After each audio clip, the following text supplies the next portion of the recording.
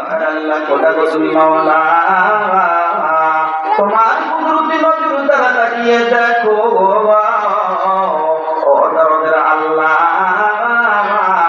তোমার বিশাল আসমানের নিচে জমিনের উপরে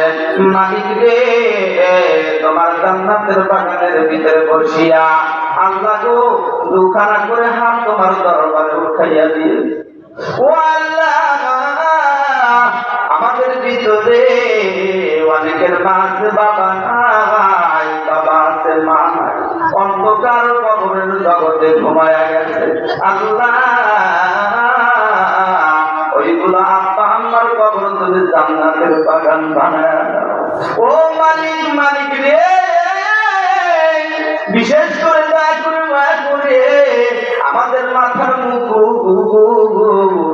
আল্লাহ আমাদের হোসেন ভাই সাহেবুল অন্ধকার কবরে ঘুমায়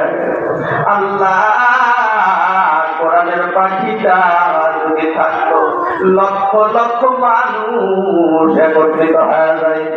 ও আল্লাহ,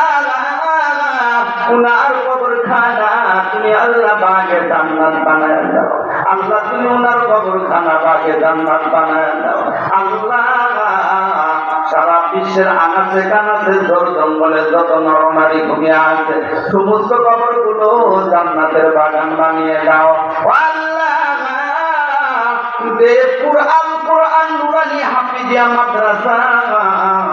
আল্লাহ, এই মাদ্রাসাটা তোমার কিয়ামত পর্যন্ত কবুল করো আল্লাহ, মাদ্রাসাটা তুমি কিয়ামত পর্যন্ত কবুল করে নাও, এখান থেকে হাফেজে কোরআন বের হবে রে আল্লাহ, তুমি এই মাদ্রাসাটাকে তুমি কবুল করো মালিক, তোমার কাছে দরখাস্ত করলাম